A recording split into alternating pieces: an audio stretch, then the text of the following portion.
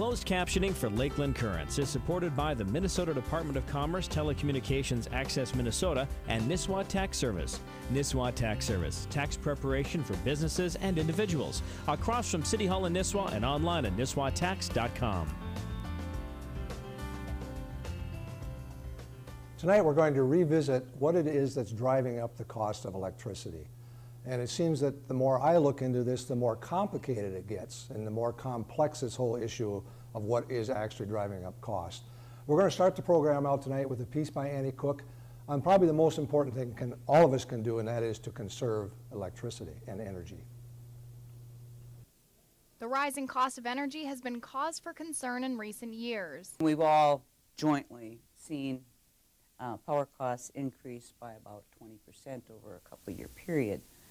That, we think, is potentially going to change and level out a little bit. The prices may steady out because power companies will not have the mandates that force them to look to less developed, more expensive power sources. All the plans that were in the works to create new generation have been either cut totally or are just on the back burner. Instead of looking to renewable energy, governments and utility groups are hoping individuals and businesses can just become more energy efficient. So they're offering rebates for something as simple as updating your heating or cooling system. There are changes to be made that don't need rebates, such as using energy-efficient light bulbs, placing electronics on a timer, or the simplest of all, turning off the lights. Most of us are doing free energy walkthroughs of your home to say, do a little weather stripping here. We see you need maybe some more insulation in your attic. Change out your lights to compact fluorescent. So until money for the research and development of renewable energy becomes available, people will have to make their current energy source as efficient as possible. Annie Cook, Lakeland News. The second time, in fact, it was about a year ago that they were here for the first time, and we're talking about what it is that's driving up the cost of electricity, and we asked them to predict where they thought this was going to go, where the rates were going to go. And in the last year, the rates have gone up 10 to 14 to 15% in some areas, so I think that their projections were pretty accurate. So tonight I'd like to welcome back to the show Mark Glace, who is the General Manager for the Minnesota Rural Electric Cooperatives, and Norm Krause, who is the President of the Board of Directors of the Minnesota Rural Electric Cooperatives. And maybe we could just review a little bit about the rural electric cooperatives, how many there are. It covers the whole state, doesn't it? But Norm, maybe you could just address a little bit about how many there are and how the co-ops work. Well, the Minnesota Rural Electric Association, MREA, is comprised of 50 rural electric cooperatives, 44 of them distribution cooperatives, and 6 generation and transmission cooperatives. And we serve about 1.7 million people in the state of Minnesota. And Mark, as the general manager of the organization, what is your primary role? Well, the association does a number of things. We provide training, job training and safety for the state's line workers. We put on a fair amount of education because this is such a complex industry. And we represent the co-ops and state legislature before the Public Utility Commission, for the Department of Commerce, one of your sponsors, and also do a fair amount of the federal work with the Minnesota delegation. Just to give our viewers some kind of an idea of what averages are, what would the average kilowatt usage be in an average home, and what is the average cost per kilowatt hour across the state of Minnesota through your co-ops? Well, right now in a residential, rural residential home, it's probably around 1,000 kilowatt hours per month. And the retail rate somewhere between 8 and 10 cents, depending on the time of the year and depending on which individual cooperative you're talking about. Now, you also have off-peak cost, and that means when the demand is less and people are using alternatives in their homes, their prices are cheaper. What does that go down to? Off-peak rates can be from 4.5 to about 5.5 cents per kilowatt hour. So about probably just a little under half of what the average retail rate is. Where is this power coming from that our co-ops are getting in the state? 80% of the power right now is currently being generated from coal, and that is in North Dakota, and other coal that's imported into Minnesota and some of the investor-owned utilities. The other 20% comes from a variety of sources, including hydropower from the Western Area Power Association and also from Manitoba Hydro, and renewables, the main one being wind, a little bit of biomass. So, and then for peaking plants, we have several peaking plants that are natural gas fired. When you came on this program last year, it was the beginning of a new administration in Washington. And Mark, I know you do spend some time in Washington probably as a lobbyist for the association or for the co-ops. I personally can't remember the country ever being more divided on issues than it is today. And the healthcare one is the one that's been front and center for most of us. But the healthcare has been it's been passed and put on the table. Is there this much division in Congress over what to do about energy? Absolutely. I think part of the outgrowth of this so-called Tea Party phenomena was started by the so-called cap and trade. Republicans have recreated that as cap and tax. And so in the nomenclature of defining what legislation should be called, it's now a Green Jobs Initiative or something of that ilk. But what it comes down to is there's a fair amount of the population that does not agree that we have a climate change situation. They disagree with the science. And what happened in the United Kingdom with so-called ClimateGate, even though that's been disavowed by so-called experts, that gives rise to this suspicion of the science. And more to the point, they see this as a massive effort to tax generating plants. And the question is, what do we get for our money? What we're trying to do is replace a non-existent issue. Non-existent because if we get rid of carbon, what do we see for our money? We see nothing for our money. And they also know that China and the developing countries likewise are not doing anything about carbon. It's a worldwide issue. It doesn't matter what we do in Minnesota. It doesn't matter what we do in the United States as long as other countries continue to spew out CO2. Just if you could briefly tell us again what cap and trade means. And I know it's been tabled as we talked about it before, but just briefly, what is cap and trade? Well, it's a situation where you place a limit on how much CO2 a power plant can produce. And so the Waxman-Markey bill, which passed in June of last year, said, okay, generating plants, we're going to cap you at what you produced in 2005. Well, the delta is now at 2010. And by 2020, 10 years from now, you have to reduce that amount of CO2 by 17%. So the cap is not based on what we're emitting right now, it's what we emitted in 2005. We've had a fair amount of load growth in that time, and so right from the get-go, if this passes by 2012, which is what Waxman-Markey estimates, we have to figure out how we're going to do that. There is really no known technology to reduce CO2, unlike sulfur dioxide, nitrous oxide, and particulates. We are reducing all those, but there's no way to get a handle on CO2. I think that's one of the things that probably I find personally frustrating is that we have these issues and often solutions are put on the table, and sometimes those solutions are regulatory in nature, and what they're doing is driving up the costs for all of us. Probably not always an intended outcome, but it often is the intended result. It's the law of unintended consequences. Let's take wind, for example. The state legislature in 2007, when they were taken over by the Democratic Party and by a governor who frankly was eyeing the vice presidency, Mr. McCain, senator from Arizona, was one of the initial sponsors of cap and trade, decided we're going to have a 25% mandate. Well, we've discovered that wind blows at night when we don't need it. Don't need it, don't want it, can't use it. And because we have a mandate, which means we have to buy it, is now, back then, a seller's market. We had to buy it at prices 2 to 3 times higher than we could generate at our power plants. And now that the economy has tanked, what we're paying for at 6 and 8 cents, we can only sell for 2 cents, which has resulted in what we call a wind tax. So co-ops in the northwest part of the state have to pay a half a cent a kilowatt hour more for wind they can't use, they don't need, and it has no value whatsoever. Plus, we have to build transmission. We have to build transmission to move that wind from Buffalo Ridge into the Twin Cities. The problem with transmission is ain't nobody likes it. Another problem with transmission is we have to go through all these public hearings. We have spent probably $20 million on public hearings, on permitting, more public hearings, dealing with lawsuits before one pole has been planted in the ground. To make it even worse, the legislature is hearing from their constituency that they don't like transmission lines. And so now they have made it harder for us to acquire right-of-way. And so, you know, the law of unintended consequences gets more pronounced, and more expensive.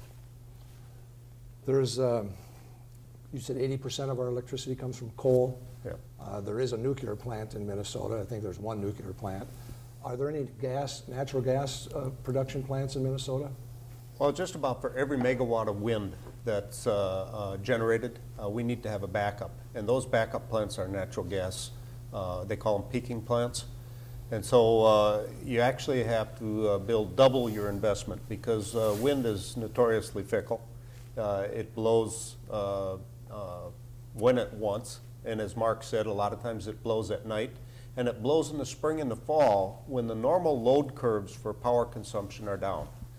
And so it's almost like a mirror reflection of what the load curves are for people that use electricity in Minnesota.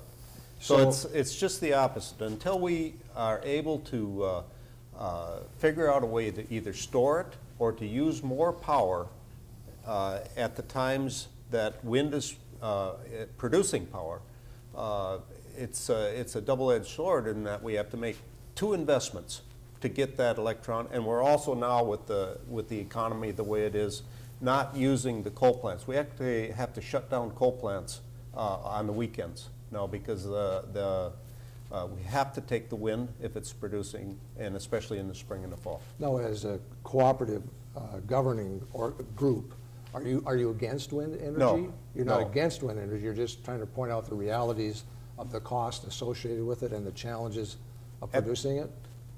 We are actually facing a mandate that we have to have so much renewable by 2025, 25% renewable by 2025.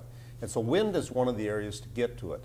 It's just that the technology needs to catch up in how we either store it or how we consume it. One of the bright spots could be electric cars. If they would plug them in at night and use smart metering, that they would charge when the load curves of other power users is down. That might be something that would be beneficial. The greater the load factor, the greater the percentage of time that you can use those facilities, the more efficient it is. And so that might be something, and we're hoping someday that storage becomes available for large amounts of power. We can store very small amounts in batteries, but the battery technology is not there for the massive amount of power that we need now and need to store. In Minnesota, you're saying that the average cost is about 10 cents per kilowatt hour. Is that correct? About what are you seeing on the coast? What is it costing on the East Coast and the West Coast? Because I know it's significantly higher than it is here. California is probably 25 cents. 25 cents a kilowatt hour. And it's going to be higher because they have a cap and trade, a state mandated cap and trade, reducing amount of coal. And so they have blocks of power. If you stay within your block, you pay X amount. If you go above that, it is tremendously expensive. California used to be the hub for airplane manufacturing. Huge amounts of manufacturing jobs. They're no longer there. The price of electricity drove them out. Google started in California, but their server farms, which use enormous amounts of electricity, have gone to South Carolina and North Carolina. Because the cost is cheaper? Because the cost is cheaper. And so what is it costing in the New York City area, for example? It's probably 15 to 17 cents, I would 15 guess. to 17 cents. And we talked about this a little earlier this afternoon, but if we're paying 10 cents a kilowatt hour now, you don't think it's unreasonable to expect that it could go up to 15 to 20 cents in the next 4 or 5 years? Depends on what Congress does with a variety of laws, but no. Keep in mind that we also have an aging infrastructure.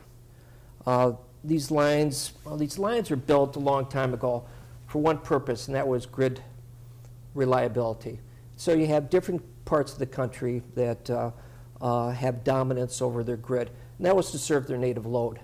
Back in 1992, the Energy Act deregulated transmission line. Instead of having a transmission system that was for reliability, it now became for marketing purposes. It's when Enron came up and started moving electrons all over the country. And all of a sudden, you had a use for the transmission lines that were never envisioned. And so that's created problems. New York City has a huge problem because all their infrastructure is underground, and it is aged. They're having massive problems in terms of keeping up with the maintenance. It's an infrastructure problem that is going to be becoming even more expensive as we go along. I know that President Obama talked about investing in the grid in this country when he was campaigning for the presidency. Do you see is that a priority right now in Congress at all to upgrade our grid? Because we've talked about brownouts and blackouts, and we've had them in a few places, but it seems like it's not being talked about. The buzzword, if you will, is smart grid. So you look at electric lines and you're thinking, you know, how can you smarten these lines up? Well, you can't. All they are is a highway to move electrons. Smart grid actually resides in a meter. And the FCC, the Federal Communications Commission, that has jurisdiction over TV, now is very heavily into broadband. And broadband is essentially the pipe where the internet signal goes through. And what they want to do is to have smart meters communicate with the customers to talk about real-time pricing. What is the cost of a kilowatt hour right now? And so that gives the consumers pricing signals whether or not to run the washing machine now or run it later at night to obtain the cheapest source of power. Co-ops, oddly enough, for at least 3 decades, have pioneered the use of load control. And so we flip off irrigation. Norm mentioned hot water heaters, air conditionings for 3 decades because we can watch as that electricity peaks. What you want is to shave the peak off. You keep the peak load, you do what Norm said and have maximum utilization of your plants. And so we've been able to preclude the necessity of building a 500 to 600 megawatt plant, which would have cost co-op members about $1 to $1.5 billion in today's prices. Wow. If you could say there's 3 main reasons why our electric rates are going up, how would you summarize that? Well, regulation is one. The cost of regulation? And then the cost of just doing business, of fuel, and the last would be labor and all the other things that go into supplying power to our customers. And Annie's piece when we started the program was emphasize the importance of conservation. And in the short term, probably the thing that most of us can do in our own homes is to use less energy and insulate the homes or whatever it is. But you also brought an interesting fact up about the compact fluorescent lights, you know, which is becoming the rage to replace incandescent bulbs with these lights. And Mark, you said that there's an issue there from the power plant's perspective. Maybe you could just address that a little bit. Well, compact fluorescent lights, CFLs, use what's known as inductive power. And what inductive power does is the perfect, it's called a sine wave. It corresponds to the electricity that's produced at the plant. It's 60 cycles per second. Mm-hmm.